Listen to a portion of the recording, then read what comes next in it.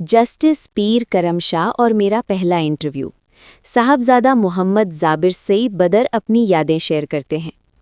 आज जब नींद से बेदार हुआ तो जहन के पर्दे पर दिसंबर 1991 में जस्टिस पीर करम शाह साहब से होने वाली मुलाकात की फिल्म चल रही थी।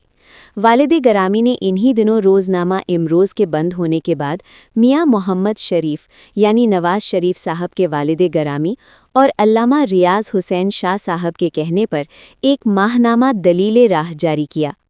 इसके लिए पीर साहब का इंटरव्यू करना था।